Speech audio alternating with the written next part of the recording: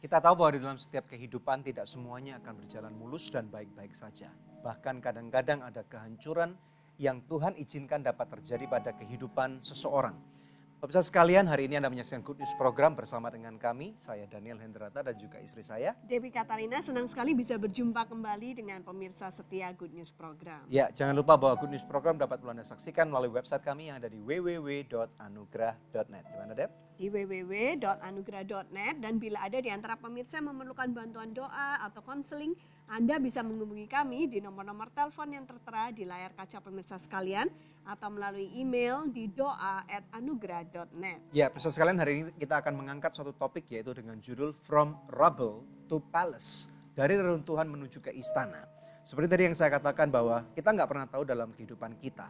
Kadang-kadang ada kehancuran yang dapat terjadi, misalnya sakit penyakit, kebangkrutan, kerugian, bahkan perceraian atau gempa bumi atau bencana alam lainnya. Ya. Tetapi kemudian pada waktu kita dapat melepaskan masa lalu kita dan kemudian mengizinkan Tuhan bekerja, kita akan dapat melihat bagaimana kehidupan sekelompok manusia di suatu kota di Indonesia di daerah Sumatera Barat bernama Padang. Terjadi gempa bumi yang besar dan kemudian menghancurkan sebagian besar daripada kota, dan kemudian bagaimana sikap-sikap yang diambil oleh banyak orang pada waktu itu di tahun 2009, saya percaya. Dan kemudian bagaimana dari runtuhan itu ada beberapa orang yang memutuskan untuk melakukan sesuatu yang berbeda, sehingga akhirnya menerima promosi yang luar biasa daripada Tuhan. Tuhan bawa untuk sampai bekerja dengan unit kerja presiden di Istana Negara. Ya. Wow. Nah, ketika reruntuhan terjadi, mungkin hal itu tidak terpikirkan oleh orang-orang yang sedang menghadapinya. Tetapi ketahuilah bahwa kadang-kadang Tuhan mengizinkan reruntuhan terjadi bukan untuk menghancurkan hidup kita, tapi untuk membangun ulang, untuk memberikan sesuatu yang berbeda di dalam kehidupan kita. Persis itu yang terjadi kepada narasumber kita hari ini, yaitu pasangan suami istri Bapak Johan Makmur beserta dengan Ibu Rebecca, yang nanti kita akan belajar tentang kesaksian hidup mereka. Seperti apa? Tentu pemirsa sudah tidak sabar lagi ingin melihatnya. Mari sama-sama kita simak satu tayangan video klip yang berikut ini.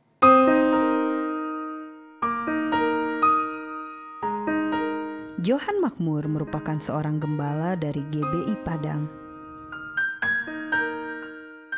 Suami dan ayah dari 4 orang anak ini memiliki visi menjadi alat yang memberkati kota dan bangsa. Namun Tuhan memang mengizinkan untuk kehidupan kita selalu mengalami pembentukan. Tepatnya tanggal 30 September 2009, sekitar jam 5 sore, terjadi gempa besar 7,8 skala Richter yang meluluh lantakkan kota Padang dan sekitarnya. Tak luput, gereja Pendeta Johan Makmur juga terkena dampaknya. Roboh dan seketika 1.200 orang meninggal. Meskipun sebelumnya beliau baru menerima janji Tuhan mengenai sebuah community center. Apa respon dan keputusan hidup dari Pendeta Johan Makmur dan keluarga atas kejadian ini? Kecewakah mereka akan apa yang terjadi dalam hidup ini? Atau mereka tetap melihat bahwa Tuhan sedang memproses mereka untuk sesuatu yang lebih besar? Jangan kemana-mana, temukan jawabannya sesaat lagi hanya di Good News Program.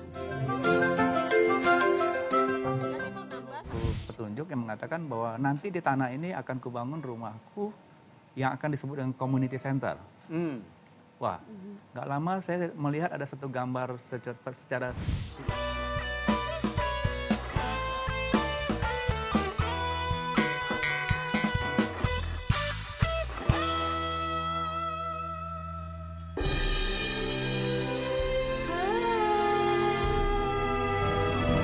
So Good Seafood, lezatnya gak ada yang nandingin. Dari udang dan ikan pilihan. Feel good, so good. Pasti So Good Spicy Wing. So Good Spicy Wing, enak bingit. Mau dong. Feel good, so good. Sayur apa yang besar? Apa ya? Dinosaurus. Nah, kalau ayam yang besar, ayam semesta.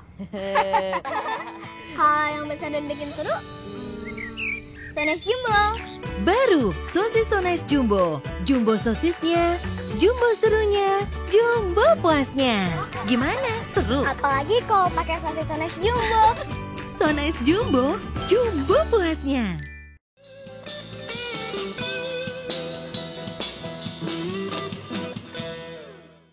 Ya pemirsa, Anda menyaksikan Good News program bersama dengan kami dan saya percaya dua orang narasumber ini akan memberkati kehidupan Anda. Silakan Deb. Ya, di studio telah hadir narasumber kita Bapak Johan Makmur beserta dengan istrinya Ibu Rebecca. Shalom Bapak Ibu. Shalom. Apa kabar? Luar biasa. Oke. Ini terbang dari Padang ke Jakarta ya? Iya. Udah berapa hari yang lalu?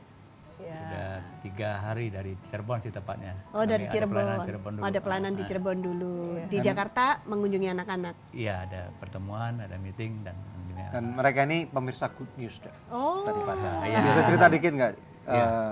Silakan. Jadi kalau kami di Padang itu kan channel yang kami sering pakai itu adalah dari Live Channel dan kami juga sering melihat Good News yang merupakan seorang sahabat yang saya kenal juga. Jadi senang sekali dengar Pak Daniel. Iya, puji Tuhan. Yang pernah datang ke Padang juga 2008 yang lalu tepatnya. Dan sampai hari ini kita percaya bahwa channel Good News telah menjadi saluran berkat bagi banyak orang. Puji Amin, Tuhan. amin. Kenalnya itu divine appointment. Gempa Bumi Padang, kami kirim bantuan dan kemudian cari-cari teman-teman baru yang ada di sana, ketemu dengan Pak Johan. Nginapnya di rumah mereka.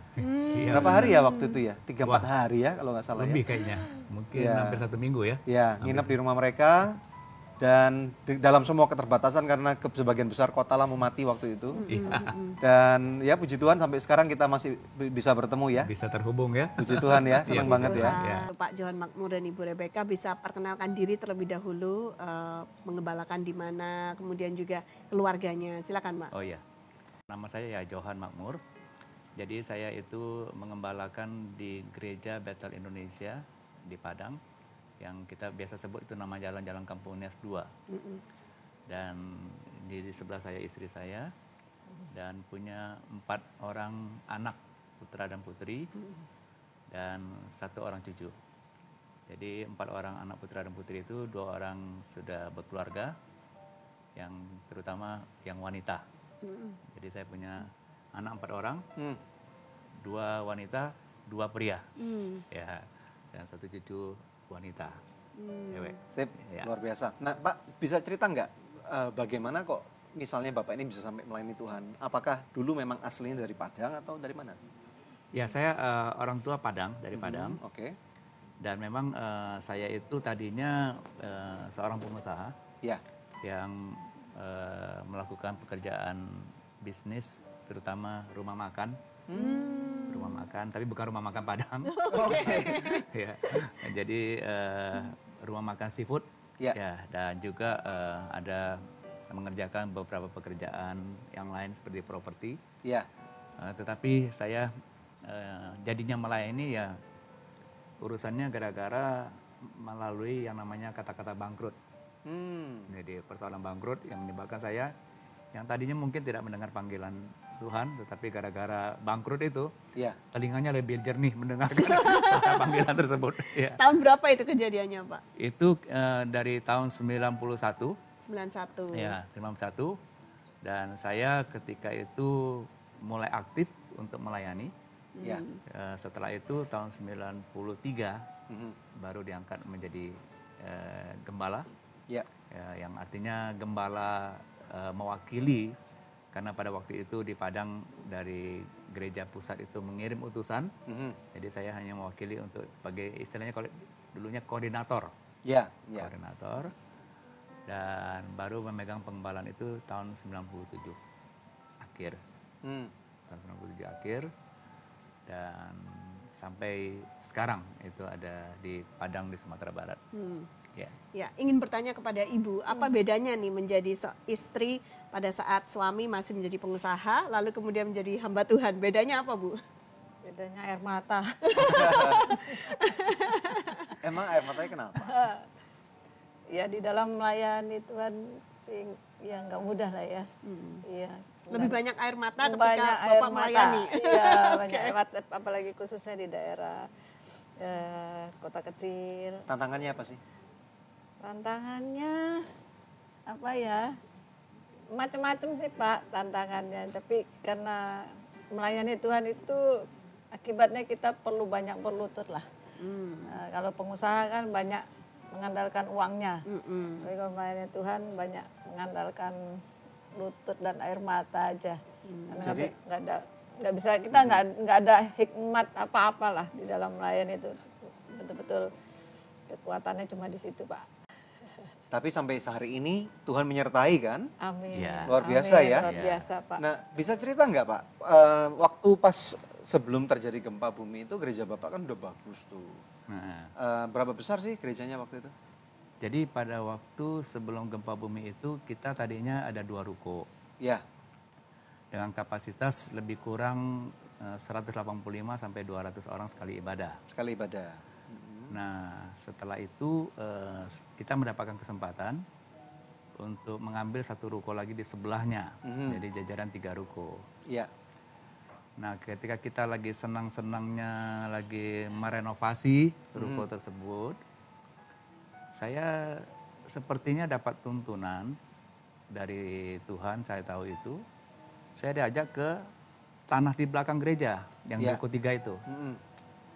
Dan ketika itu ada seperti satu petunjuk yang mengatakan bahwa nanti di tanah ini akan kubangun rumahku yang akan disebut dengan community center. Wah, nggak lama saya melihat ada satu gambar secara visual turun dari langit. Iya. Dan saya kaget, itu high rise building, bangunan tinggi. High rise building. Ya. Dan tentunya, wah saya berpikir-pikir, wah ini luar biasa penglihatan ini. Dan supaya saya tidak lupa, saya ajak satu teman arsitek untuk mengoret-oret penampakan tadi. Iya. Oke. Iya.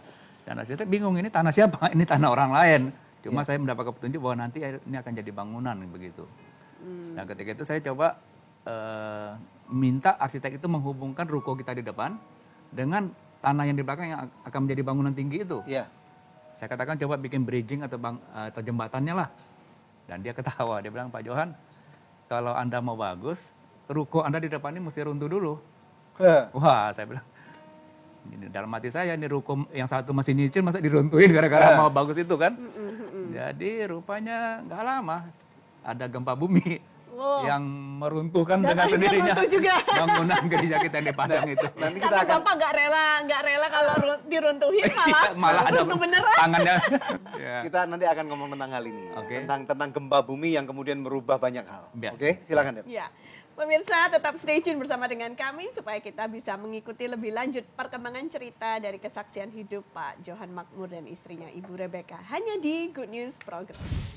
Goncangan itu, kalau saya selalu terima visi dari gembala pembina kita itu, di balik goncangan selalu ada yang namanya tuayan. Jadi saya melihat dengan mata sendiri bahwa ternyata tambah hari tambah banyak jiwa-jiwa yang datang beribadah.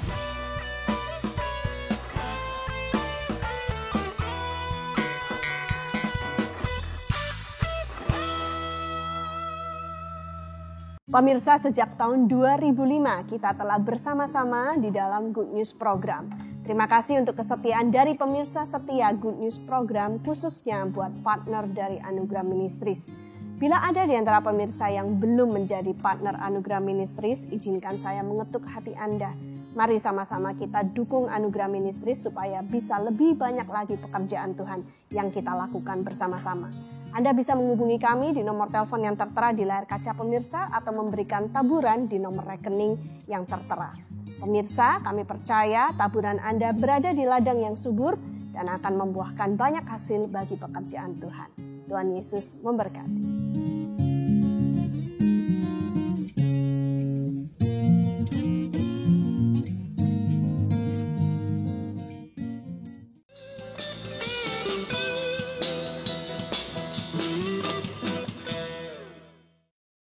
Masih bersama kami dalam Good News Program From Rubble to Palace. Kembali kepada narasumber kita hari ini, Bapak Johan Makmur dan juga Ibu Rebecca.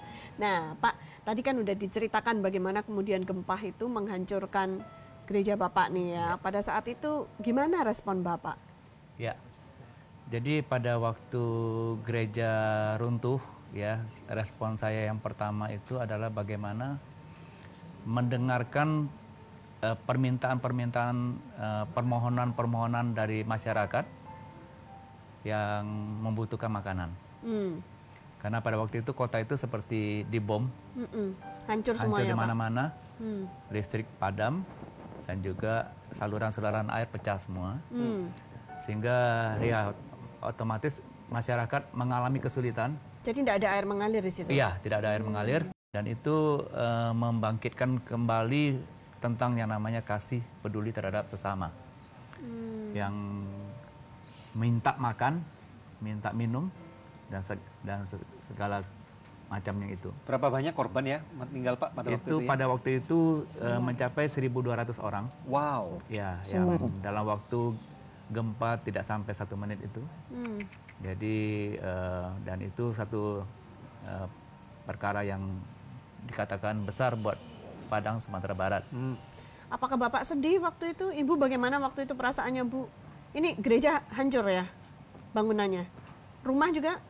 Rumah enggak. Oke, bagaimana perasaannya melihat gedung gereja itu runtuh? Ini yang baru direnov ya katanya? Ya, ini yang lagi kita baru renov. Saya yang pertama itu bagaimana caranya untuk beribadah. Dan sepertinya saya mendapatkan petunjuk, inilah waktunya bagi kamu untuk bisa melihat tanah yang kosong tadi yang di belakang itu, ya kan?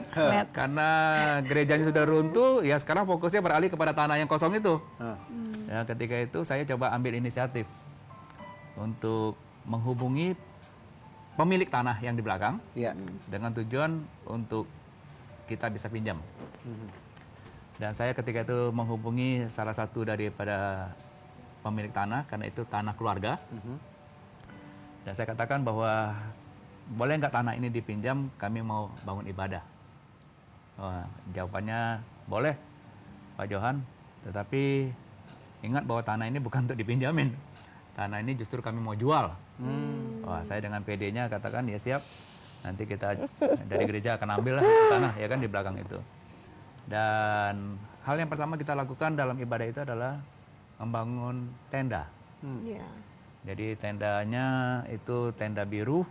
Ada lagunya dong. Ada lagu tenda biru.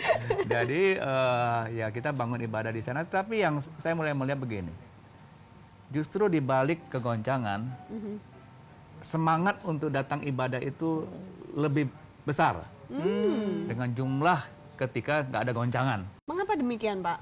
Nah saya pikir begini, memang firman Tuhan ini aneh. Di balik goncangan itu, kalau saya selalu terima visi dari gembala pembina kita itu, di balik goncangan selalu ada yang namanya tuayan. Jadi saya melihat dengan mata sendiri bahwa ternyata tambah hari tambah banyak jiwa-jiwa yang datang beribadah. Mungkin dalam tanda petik juga mereka takut gitu, karena goncangan yang begitu besar.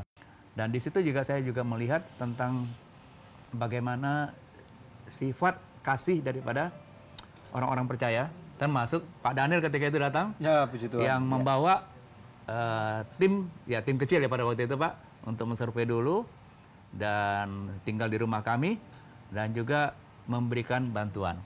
Tapi yang lucunya ketika Pak Daniel tinggal di rumah kami, Pak Daniel bilang saya mau membantu membangun gereja. Tapi ketika itu Pak Daniel bilang, Pak Johan maaf ya, saya nggak bisa bantu gereja Anda karena terlalu besar.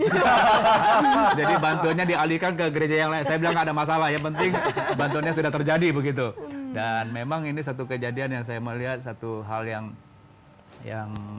yang luar biasa, di mana dari macam-macam elemen yang datang, unsur masyarakat, organisasi atau apapun juga, yang bisa gotong royong bersama-sama untuk memberikan bantuan. Dan sampai hari ini saya juga lihat hasil bantuan daripada Pak Daniel dan tim terhadap satu gereja itu telah terjadi. Dan kita juga bersyukur ada gereja yang sudah runtuh bisa dibangun kembali, bahkan lebih bagus daripada awalnya. Betul. Ya. Tuhan. Jadi saya berterima kasih untuk hal ini mewakili teman yang ada di Padang itu. Dan ya tentunya kita juga bisa melihat bagaimana di balik situasi ini pasti ada rencana Tuhan. Betul. Sehingga tenda yang tadinya kecil itu kami harus perbesar. Memang kapasitas sebelum dan sesudah bagaimana? Ya waktu sebelum runtuh kapasitas gereja kita 200 lah maksimal Pak. 200-an, Untuk satu kali ibadah ya? Satu kali ibadah. Terus Tapi kemudian setelah waktu runtuh pas kita gempa? pakai tenda biru kapasitas ya maksimal 200-an juga tadinya.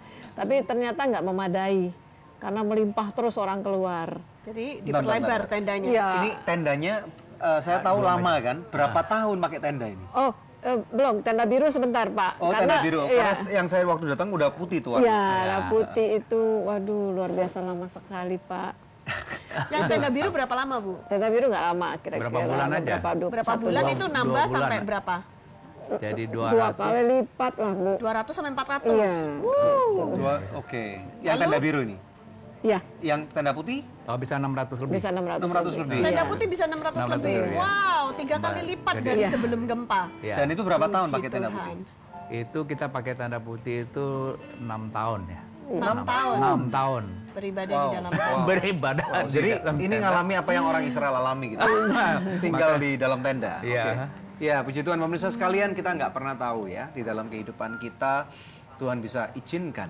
Tuhan tidak membuat kehancuran terjadi pada kehidupan Anda, tetapi Tuhan mengizinkan ada kehancuran-kehancuran Tuhan perbolehkan untuk terjadi.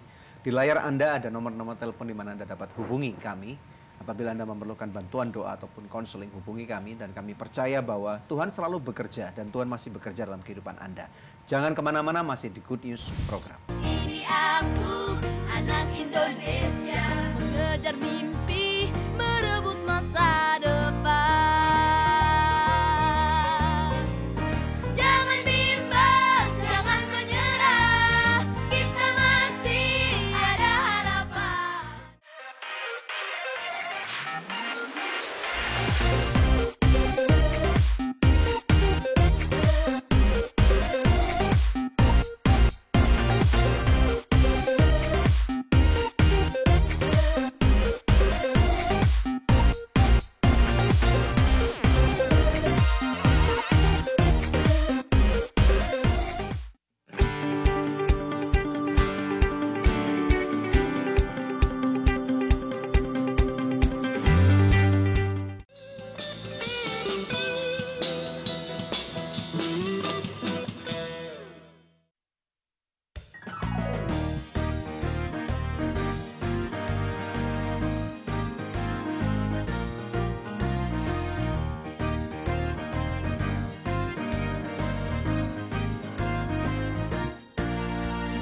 Ini aku, anak Indonesia, punya cita-cita setinggi angkasa. Ini aku, anak Indonesia, mengejar mimpi, merebut masa depan.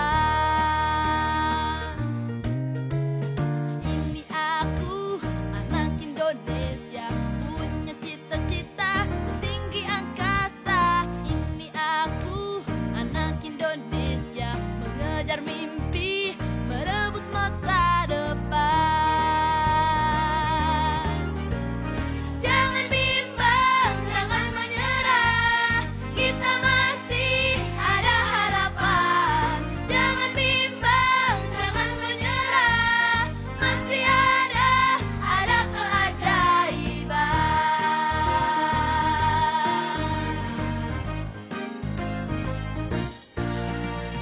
Ini aku,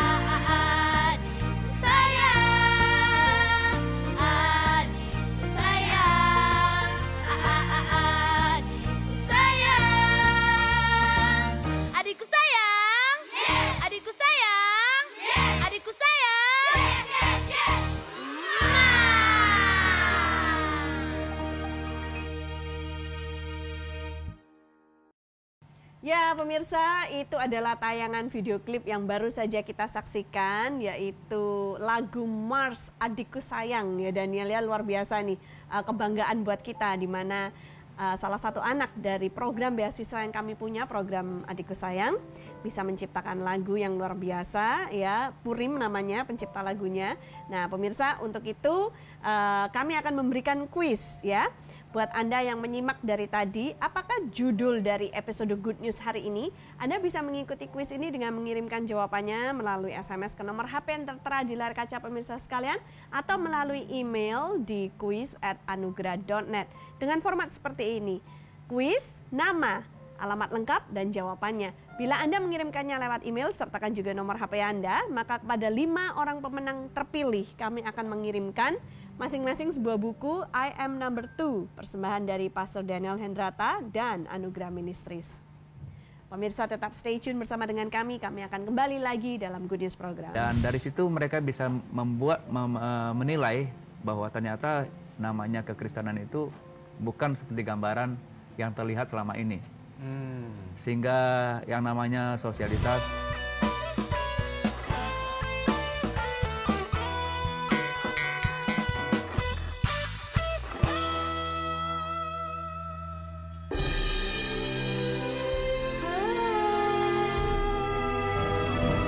So Good Seafood, lezatnya nggak ada yang nandingin. Dari udang dan ikan pilihan.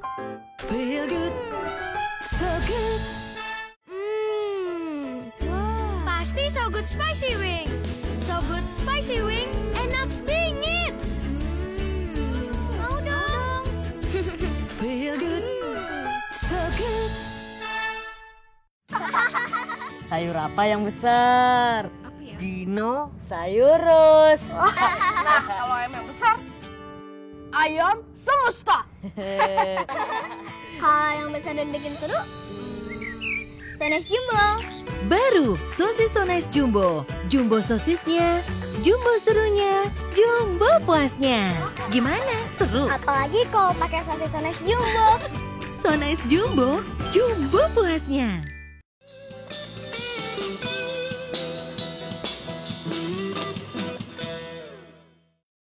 Anda masih bersama kami dalam Good News Program From Rubble to Palace. Kembali kepada narasumber kita, dan sekarang ada narasumber tambahan nih ya. Ada Reza, putri dari Pak Johan Makmur dan juga Ibu Rebecca, dan Stephen suaminya. Ya, shalom Reza, Stephen, apa kabar? Shalom.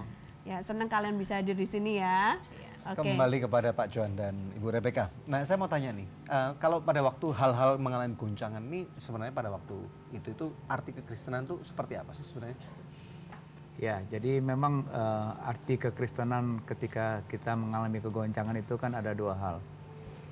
Yang pertama itu, apakah kita berpikir bahwa ini merupakan hukuman yang menyebabkan kita habis, atau istilahnya dalam tanda petik dihabisi, Ya.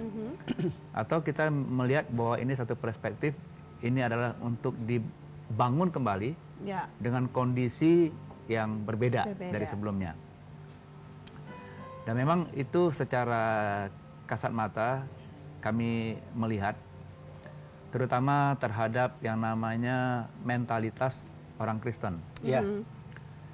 Mentalitas orang Kristen itu akan teruji ketika ada goncangan atau badai yang menimpa mereka, dan di situ ketahuan kadar level iman itu sampai mana. Karena kita tahu sulit untuk melihat sosok di balik daripada sebuah goncangan. Ya. Dan kita akan mereka-reka biasanya dalam konotasi negatif. Seolah-olah kalau kita sebagai orang percaya, ini hukuman Tuhan, Tuhan nggak sayang sama kita, Ya. dan seterusnya. Tetapi ketika kita coba untuk bisa melihat dari perspektifnya Tuhan dengan cara membalikkan logika kita berpikir, maka di balik semuanya itu tentunya dibutuhkan ketekunan Ya. untuk menunggu cerita di balik sebuah peristiwa yang pernah kita alami. Ya. Yang sampai hari ini kami melihat ya bagaimana pemulihan demi pemulihan, terutama terhadap iman kita ya yang terus diangkat oleh Tuhan, dan bukan sekedar iman saja yang membuktikan dari apa yang belum kita lihat itu, tetapi sudah terlihat sekarang gitu. Dengan cara bagaimana kami bisa melihat terutama terhadap tumbuhnya kota Padang. Saya melihat hal yang luar biasa nih Pak ya, yang patut dianjungin jempol, karena waktu itu Bapak membuka rumah untuk Pastor Daniel dan tim tinggal di sana memberikan bantuan, tapi Pak Daniel bilang, maaf pelayanan kami tidak bisa membantu membangunkan ulang gedung gereja Bapak, malah bantuannya diberikan kepada gedung gereja yang lain. Nah, itu pada saat itu Bapak nggak sempat dongkol atau gimana kan Pak? Karena mungkin gedung gereja Bapak skalanya terlalu gede, jadi Anugerah Ministries nggak mampu untuk menanganinya. Iya, yang namanya ada satu perasaan nggak enak tentu ada, karena harusnya kan kalau kita berpikir harusnya Pak Daniel tinggal di rumah kita, yang kita duluan udah dibantu kan. Logikanya. Tetapi di situ saya melihat bagaimana Tuhan juga menguji hati saya, ya. Kita sering berkata bahwa mengasihi sesama kita. Kita sering berkata bagaimana kita lebih bisa mendahulukan sesama kita. Tetapi ketika itu jadi hanya sebuah moto, ketika tidak ada alat ujinya, kita nggak akan pernah mampu untuk melakukan firman tersebut. Gitu. Betul. Jadi ketika ada alat ujinya, ya saya bersyukur Pak Daniel menguji hati saya. Kalau nggak ada ujian nggak naik tingkat kan, ya kan? Jadi dengan menguji hati saya artinya ya cukup berbesar hati, dan bahkan sampai bagaimana peletakan batu pertama sampai gereja itu diresmikan, kita hadir, kita bersyukur. Puji Tuhan. Dan Pak Daniel ketika itu saya melihat yang memberikan khotbah pertama di gereja yang baru tersebut. Betul. Luar biasa. Jadi inilah kita lihat bagaimana nilai-nilai kekristenan yang bisa diperlihatkan, ya, yang bisa dibuktikan dan yang bisa juga disaksikan. Dan akhirnya promosi juga datang kan? Iya, tapi setelah 6 tahun nih ibadah di tenda. Iya. Orang kan bilang kalau misalnya mau nanam kecamba kan cepat nih. Kalau mau nanam pohon durian ya nunggunya lama. Iya. 30 tahun ya katanya. Iya. Ini Jadi ya, betul kan? memang sebetulnya ada ujian berikutnya. Ketika itu juga ditawarkan sama ada satu yayasan yang menawarkan untuk membangun 3 ruko itu kembali dengan RAB yang saya masih ingat ketika itu 2,8 miliar. Jemaat senang karena ada yang memberikan bantuan untuk membangun. Tapi saya melihat Tuhan memberikan janji ada bangunan yang besar gitu. Ya ngapain dirubuhin kalau cuma mau dibangun lagi? Iya kan? Iya, karena ada community center yang belakang jadi itu ini ya Pak ya. pilih yang mana nih, yang ini dibangun kembali atau ini artinya kita kesampingkan untuk nunggu yang gede. Wah, memang ketika itu ada goncangan berikutnya. Nah, itu lebih berat lagi tuh Pak. Ya, ada goncangan berikutnya. Artinya ada yang sepaham, ada yang tidak sepaham dengan pandangan kita. Iya. Bagaimana kita, ya tapi saya berkata kita harus memilih. Kita pilih visi Tuhan atau yang sekarang yang bisa kita terima. Iya. Wow. Dan memang ini satu ujian yang berikutnya yang nggak gampang. Yang mengakibatkan juga keadaan saya terjepit.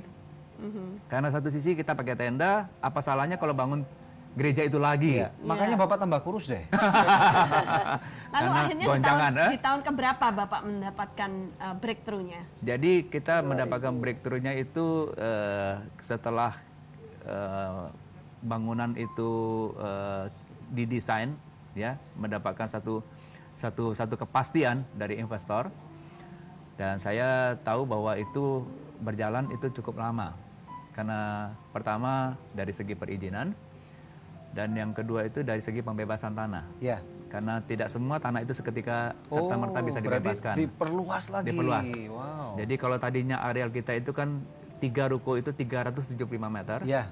Nah sekarang sama investor itu menjadi 8.000 meter persegi. Luar biasa. Hampir Jadi 1 hektar. nambah tanah yang belakang, nambah sekitarnya lagi Nambah Pak? sekitarnya lagi. Berarti Yesaya 54 dong. Mengembang. Iya, betul. Panjangkanlah patok-patokmu gitu ya. Sekarang sampai tahap mana Pak pembangunan community center? Jadi community center itu sekarang tahapnya itu di pondasi. Jadi memang kita harus mengerjakan pondasi itu 2 kali. Karena ada kesalahan di dalam pekerjaan yang pertama, sehingga harus dikerja ulang atau dibuat lagi satu lagi. Dan sampai hari ini kita lagi menunggu proses tender untuk bangunan struktur ke atasnya. Iya. Ya. Dan kita masih menunggu sambil kita tetap beribadah di tempat yang sementara. Ya, Tapi sudah bukan tenda bentuknya ya Pak? Bukan tenda, tetapi itu seperti kalau istilah orang proyek bilang itu bedeng. Oh, sih. Ya, Sementara bedeng. lah ya. Ya, sementara. Bangunan sementara. Nah, ya. Oke, nah nanti Pak kalau peresmian kasih tahu saya yang datang Pak. Ya. Jangan Baik, ikut datang. siap Pak Daniel. Kita tentunya ketika nanti peresmian saya akan undang Pak Daniel. Sip. Orang yang pernah tahu sejarah.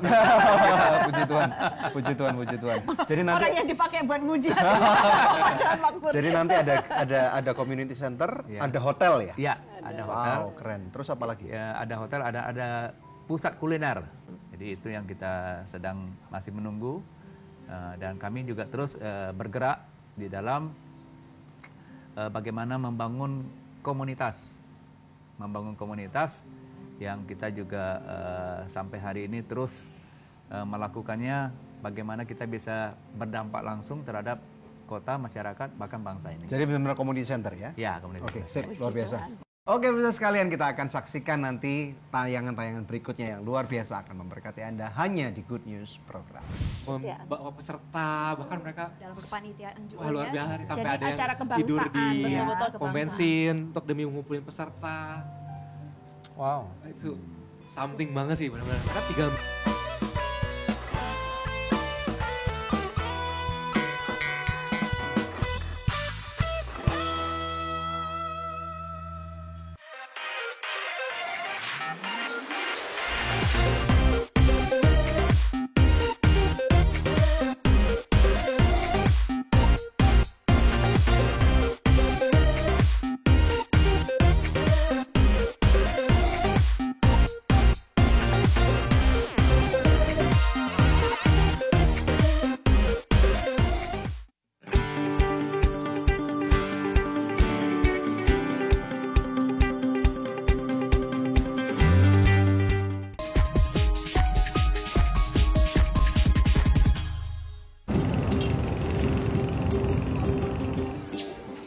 GPDI Cintaraja terletak di Dusun Cintaraja, Desa Tanjung Pasir, Kecamatan Tanah Jawa, Kabupaten Simalungun, Provinsi Sumatera Utara.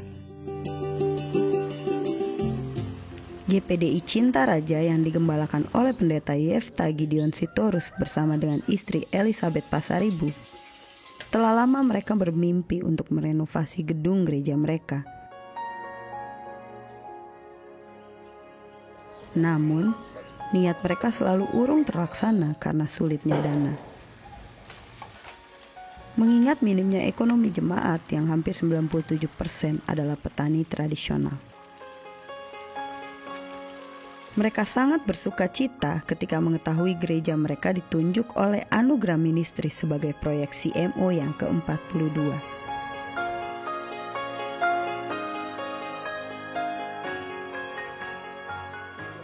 Tim Anugerah telah hadir di Dusun Cintaraja untuk memulai proyek CMO 42.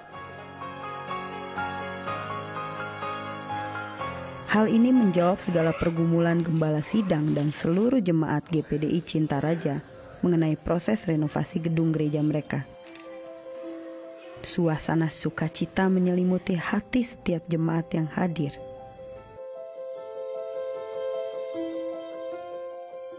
Hal tersebut terlihat jelas dari wajah mereka. Acara dimulai dengan ibadah singkat, lalu dilanjutkan dengan penandatanganan MOU atau surat perjanjian kerjasama antara pihak Anugerah Ministries dengan pihak GPDI Cintaraja. Kemudian, proyek CMO 42 ini secara simbolis dimulai dengan penggantian plafon. Adapun hal-hal yang dikerjakan pada proyek CMO 42 ini, yang pertama, penggantian plafon, penggantian teras, penggantian atap, penggantian pintu dan jendela, serta pengecatan pada gedung gereja.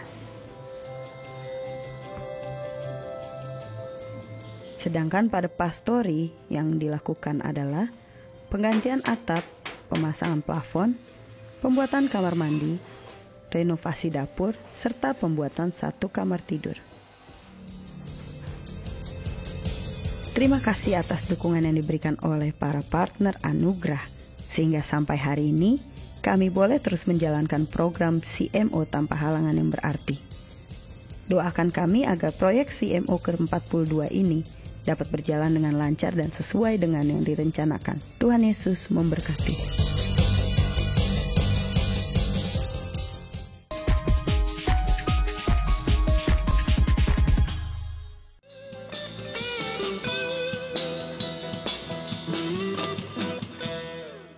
Kembali ke Good News program bersama dengan kami From Rubble to Palace. Nah, saya mau tanya kepada Bu Rebecca ya. Nah, selagi nunggu nih, ini kan proyek besar.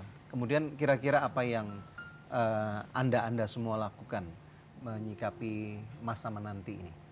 Iya, kebetulan jemaat kita banyak anak muda, mayoritas anak-anak muda. Yeah. Jadi kita kalau suruh berdoa menanti bangunan terus juga mereka kan bosan. Jadi kita tanya Tuhan apa yang mau dikerjakan. Tuhan kasih arahan untuk kita mengerjakan talenta karena itu toh harus kita kembalikan ketika Tuhan datang nanti kan. Betul. Dari satu dikasih 2, dikasih 5 harus kita kembalikan semua. Nah, Pak Johan arahkan mereka untuk menggali talenta. Kemudian dari beberapa talenta itu muncul talenta nyanyi dan juga menari. Dan kita juga ajak teman-teman dari provinsi lain untuk terlibat juga, ayo menggali talenta. Mereka melatih diri anak-anak muda ini berkumpul hampir setiap minggu menari dan menyanyi. Habis itu bingung mau diapain ya? Udah nyanyi bosen kan mereka nyanyi latihan terus. Siapa yang mau ngapain gitu kan? Kalau nunggu Natal lagi nunggu 12 bulan boring banget kan gitu. Kebetulan mereka di-coach oleh satu orang hamba Tuhan juga untuk menyanyi lagu-lagu daerah dari Sabang sampai Merauke lagunya yang jarang didengar lagi zaman sekarang kan. Kecuali tahun-tahun terakhir inilah ya. Jadi udah latihan terus mau ngapain juga ini gitu kan. Akhirnya ngobrol-ngobrol ada sahabat ajak kita untuk terlibat dengan pemerintah. Kebetulan dibawalah kita berkenalan dengan rekan di areal Seknek, Sekretaris Negara, ngobrol-ngobrol, akhirnya diperluas lagi gitu ya untuk kita terlibat kerjasama dengan kebetulan baru dibentuk saat itu UKP, Unit Kerja Presiden untuk pemahaman ideologi Pancasila yang diketuai oleh Bapak Yudi Latif. Kita berkenalan, kita langsung presentasi dan itu sangat ditanggapi positif. Dan anak-anak senang banget. Ternyata mereka bisa memberikan kontribusi sesuatu bagi bangsa ini dengan pemahaman ideologi Pancasila yang benar. Kebetulan kita ambil areal itu waktu yang ditentukan adalah Sumpah Pemuda yang sudah lama terhilang dan anak-anak muda yang kita kumpulkan dengan relatif singkat waktu itu kita kerja diberi waktu kesempatan kita bekerja itu cukup hanya 3 minggu, membuat kita yang orang tua ini stres berdua ngerjain proyek besar 3 minggu. Saking stresnya anak-anak saya nggak tega ngelihatnya. Akhirnya generasi zaman now mengambil alih. Silakan zaman now berbicara apa yang dilakukan. Aku start dulu coba ya. Jadi melihat papi saya udah mulai kayak mau pingsan gitu ya dengan 3 minggu bilang, Pi ini jadinya seperti apa dengan UKP kan berarti nggak bisa sembarangan dong, kita harus profesional gitu ya. Terus dengan generasi yang sudah dibilang agak tua ini, zaman old. Zaman old. Nah kita berpikir bahwa wah sepertinya kalau memang tujuannya untuk generasi anak muda, kenapa nggak kita yang muda-muda juga bergerak gitu? Karena mungkin langkah kita lebih cepat gitu kan. Kalau yang tua ini lebih pelan gitu ya. Jadi dalam 3 minggu itu kita terseret dalam tanda kutip dengan kegilaan papi ini dengan mengumpulkan sekian waktu itu yang terkumpul choir berapa jadinya 325 itu ada choir 325 orang 325 peserta orang yang tampil ya. Itu dari Sumatera Barat dan sekitarnya? Yes. Dari daerah Jakarta, Lampung, Jambi, Bengkulu, Bandung, Bogor, pokoknya ya seantero lah, banyak banget. Latihannya di mana? Masing-masing daerah. Di daerah masing-masing. Jadi di H- sekian mereka kumpul untuk latihan. Jadi waktu dalam 3 minggu itu kita cari temen langsung, aku boyong satu, bantuin gue deh. Dan mereka itu puji Tuhan ini punya hati banget gitu. Mereka percaya aja dengan kita yang notabene bukan dari siapa-siapa, kita bukan dari kalangan yang memang dikenal orang gitu ya. Jadi mereka begitu, oke, gue bantuin.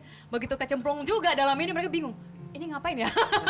Kita bilang udah ikutin aja visi Tuhan pasti jelas aman pasti gitu.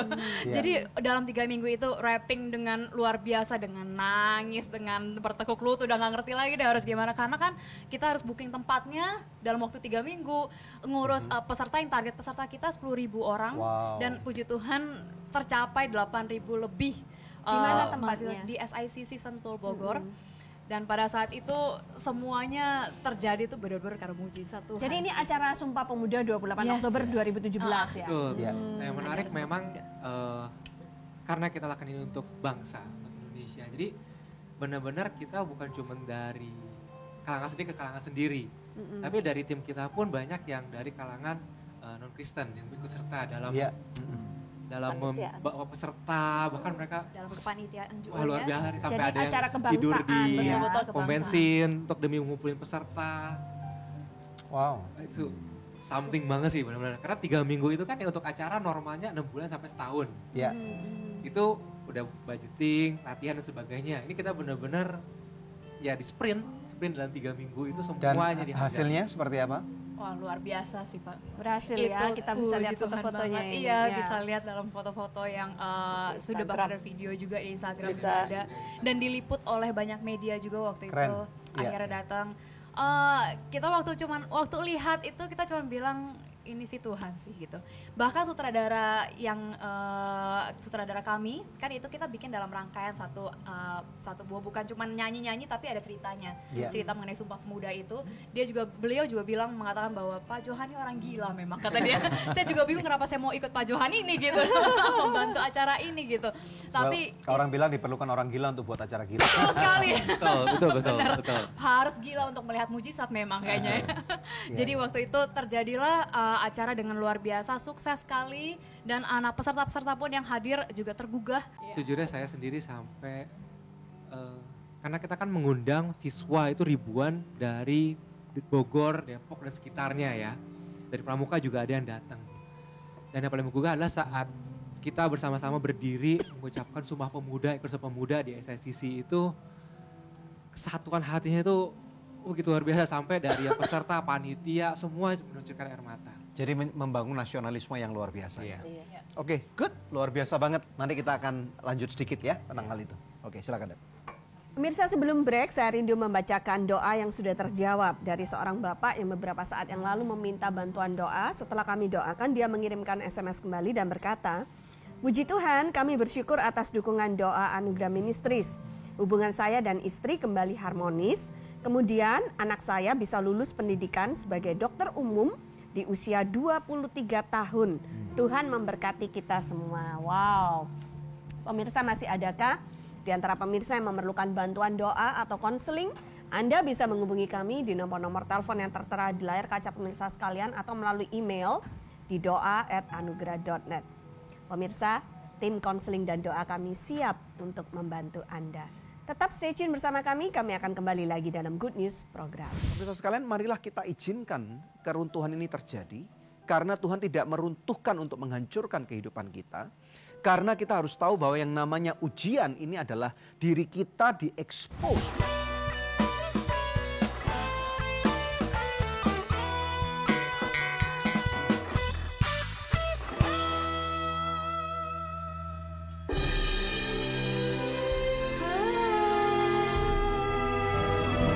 So Good Seafood, lezatnya gak ada yang nandingin. Dari udang dan ikan pilihan. Feel good, so good. Pasti So Good Spicy Wing. So Good Spicy Wing, enak bingit. Mau dong. Feel good, so good. Sayur apa yang besar? Dino Sayurus. Nah, kalau ayam yang besar, ayam semesta.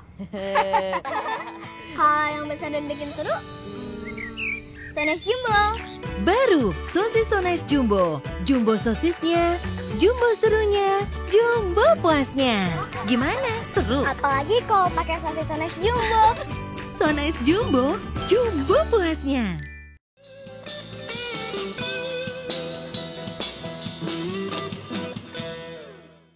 Kita kita tiba di segmen terakhir dari Good News program hari ini, From Rubble to Palace. Nah, mau kembali kepada generasi mudanya nih ya. Zaman now. Ya, kepada Reza dan Yeah. Steven. Nah, what's next setelah event yang kemarin itu, acara Sumpah Pemuda, event apa lagi yang akan kalian godok sekarang? Kalau yang berikutnya, karena kita melihat yang kemarin ternyata wah pekerjaan itu nggak sia-sia gitu ya. Jadi dan itu berhasil sekali dan UKP pun melihat itu berhasil. Nextnya kita mau rencana untuk roadshow ke 5 kota, Padang, Medan, Makassar ya, Bali dan Surabaya. Tapi di hari-hari besar nasional untuk kita bawa mengenai ideologi Pancasila. Kok Jakarta dilewatin? Sudah. Jakarta duluan. Sudah duluan, gongnya udah ada di sini gitu. Jadi itu masih planning kita sih, perencanaan ke depannya. Karena kita melihat bahwa kita nggak mau bikin di ibu kota saja. Karena daerah-daerah minta gitu. Jadi mereka juga bilang kenapa nggak ngadain di tempat kita juga gitu ya. Jadi para wakil wali kota juga antusias sekali gitu. Jadi kita bilang ya kenapa enggak gitu untuk roadshow ke 5 kota bawa mengenai ideologi Pancasila sehingga rata di seluruh Indonesia gitu generasi muda ini mengerti mengenai Pancasila dan kebinekaan gitu. Dan ini di endorse oleh negara. Di endorse oleh UKP juga. Unit kerja presiden. Dan suatu hari juga Pak Jokowi juga kemungkinan besar akan datang nih ya. Betul. Itu memang. Puji Tuhan. Jadi nanti kalau community centernya sudah jadi nih Pak, udah siap nih pagelaran tari budayanya ya. Kira-kira pada waktu tahun 2009 Pak Johan bisa nggak melihat bahwa suatu hari Bapak diundang ke Istana Negara untuk bisa mengadakan hal-hal seperti ini dan seperti itu pada waktu itu sebagai penutup? Silakan. Ya terus terang mimpi pun nggak pernah. Karena saya orangnya itu tidak punya satu mimpi atau bayang-bayang atau keinginan untuk bisa masuk dalam level yang begini. Tetapi yang jelas saya hanya bisa menangkap dari satu firman Tuhan, setia dalam perkara kecil, maka engkau akan mendapatkan perkara-perkara yang lebih besar lagi. Perkara kecil itu adalah ketika kita mengerjakan yang namanya talenta atau potensi yang Tuhan berikan kepada kita. Dan ketika kita setia itu, ketekunan itu akan membuahkan hasil. Puji Tuhan. Nah, kita bisa bawa sampai di level begini yang seperti saya katakan tadi, bahwa ternyata apa yang bahan daripada program yang Tuhan berikan ke kita ini direspon oleh pemerintah, dan pemerintah juga mengakui baru kali ini ada komunitas yang mau mengajak kerja bareng pemerintah, yang selama ini komunitas banyak kritik pemerintah, tetapi kali ini untuk bekerja bareng untuk hal-hal yang produktif. Dan itu bukan saya ngomong, itu Pak Yudi Latif, Kepala Unit Kerja Presiden yang ngomong, dan itu waktu press conference juga disampaikan lagi oleh beliau bahwa memang ini baik sekali untuk merecall kembali Pancasila yang sudah mulai dilupakan oleh generasi now ini, ya kan? Jadi hal ini memang ya kita anggap ini satu berkat lah dari kita sebagai anak Tuhan untuk bangsa kita ini. Saya ucapkan selamat Pak ya. Terima kasih. Selamat dan saya percaya bahwa ini pembelajaran buat kita semua bahwa guncangan ataupun reruntuhan nggak bisa dipandang remeh. Iya. Oke, puji Tuhan, pemirsa sekalian Anda diberkati, karena kami sangat diberkati. Kita akan lihat daripada firman Tuhan yang akan saya bawakan daripada kitab Yeremia pasal yang pertama. Kita lihat bersama-sama daripada ayat 10, firman Tuhan berkata, ketahuilah pada hari ini aku mengangkat engkau atas bangsa-bangsa dan atas kerajaan-kerajaan untuk mencabut, merobohkan, untuk membinasakan dan meruntuhkan, untuk membangun dan menanam. Jadi pemirsa sekalian, mari kita sadari kadang-kadang di dalam kehidupan kita memang ada kehancuran, ada kerobohan gitu ya. Nah kadang-kadang kalau kita pikirkan kenapa ini bisa terjadi. Nah ada satu ayat dalam firman Tuhan dikatakan bahwa sejauh barat daripada timur itulah perbedaan pemikiran daripada apa yang Tuhan punya di dalam pemikiran Tuhan dengan pemikiran kita. Kerap kali kita berpikir bahwa apa yang kita lihat dan kita mau itu baik. Tetapi Tuhan mengatakan, bagi kamu itu baik, tetapi aku ada sesuatu rancangan yang lebih besar yang tidak akan pernah kamu mengerti, dan ini jauh lebih baik gitu ya. Dan alasan kenapa kita tidak bisa comprehend atau menangkap pemikiran ini, karena pemikiran ini too big to be true, sangat gede gitu ya. Bagaimana mungkin pada waktu Tuhan berfirman sesuatu terjadi gitu ya. Tuhan menciptakan terjadilah terang, dan terang itu terjadi pemirsa sekalian. Tuhan tidak berkata bahwa aku mempunyai ide akan ada sesuatu yang terjadi. Enggak pemirsa sekalian. Tetapi pada waktu Tuhan berfirman, semua elemen jagat raya itu kemudian mulai berkumpul menjadi satu dan sesuatu terjadi dan kemudian ada bola yang berkekuatan ratusan juta nuklir ton, mungkin saya katakan, saya nggak tahu ukurannya, itu kemudian mulai berkumpul dan terjadilah matahari segede itu yang jutaan kali lebih gede daripada bumi dan terang. Dan sampai, saya tidak tahu nih, karena ilmuwan mengatakan jutaan tahun yang lalu sampai sekarang masih berpijar, pemirsa sekalian. Dan saya percaya bahwa kalau Tuhan mengatakan bahwa aku hendak meruntuhkan sesuatu dalam kehidupanmu, pemirsa sekalian, marilah kita izinkan keruntuhan ini terjadi. Karena Tuhan tidak meruntuhkan untuk menghancurkan kehidupan kita. Karena kita harus tahu bahwa yang namanya ujian ini adalah diri kita diekspos bukan untuk menghancurkan tetapi untuk dibangun ulang. Dan supaya kita bisa naik ke level lebih tinggi seperti dengan apa yang Tuhan kehendaki. Yeremia 29 ayat 11 juga mengatakan bahwa aku tahu rancangan apa yang aku punya buat kamu dan ini bukan rancangan kecelakaan. Tetapi rancangan yang mendatangkan hari depan yang penuh dengan damai sejahtera, pemirsa sekalian. Jadi adakah reruntuhan dalam kehidupan saudara yang Anda tahu bahwa Anda sudah berhati-hati atau mungkin terjadi juga karena kebodohan Anda, tetapi maukah Anda sekarang berserah kepada Tuhan untuk menyerahkan kegagalan, kerobohan, duka cita, air mata, tangisan ini kepada Tuhan yang maha besar dan kemudian serahkan kepada tangan Dia, karena apa yang Tuhan dapat lakukan, debu dan tanah ini menjadi saudara dan saya. Apalagi pada waktu kita mau berkolaborasi bersama dengan Tuhan. Kita tidak lagi mengkritik Tuhan. Tetapi kita berkata, Tuhan, terjadilah seperti dengan kehendak-Mu. Karena aku percaya bahwa Engkau tahu apa yang Engkau lakukan. Melebihi apapun mimpi yang aku pernah punya dan rencana yang aku punya. Dan saya percaya bahwa Tuhan punya tujuan yang sangat mulia, yaitu untuk menanam ulang dan membangun ulang. Dan nama Tuhan dipermuliakan. Saya mengajak Anda untuk berdoa. Kalau dalam kehidupan Anda sekarang ini, Anda masih mengalami keruntuhan atau robohan-robohan yang terjadi dan Anda terhimpit, tergencat di dalamnya. Anda gak bisa keluar. Percayalah bahwa ada tangan Tuhan yang besar yang tidak pernah meninggalkan Tuhan Anda. Sebobrok apapun kehidupanmu, Tuhan tidak akan pernah memilih untuk meninggalkan Anda. Tetapi Dia justru memilih untuk ada bersama dengan Anda. Kalau Anda adalah orangnya, saya mengajak Anda berdoa sekarang. Mari kita berdoa. Bapa, di dalam nama Tuhan Yesus Kristus, Engkau lawat setiap pemirsa. Mereka yang tidak bisa keluar dari robohan. Mereka yang mengalami reruntuhan.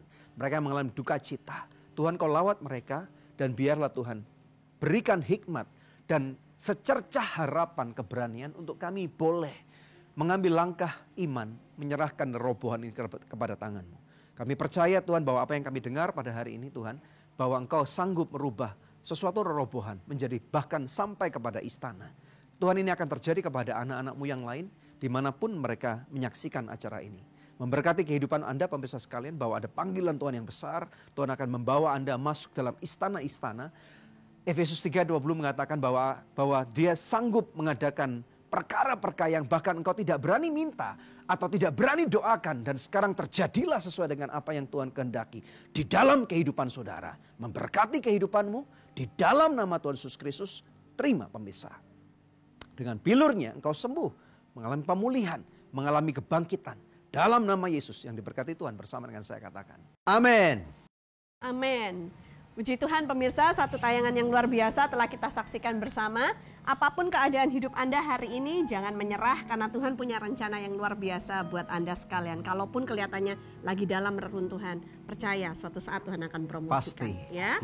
Tiba saatnya kami untuk pamit undur dari hadapan pemirsa untuk berjumpa kembali di pekan yang akan datang di hari, jam, dan stasiun televisi yang sama.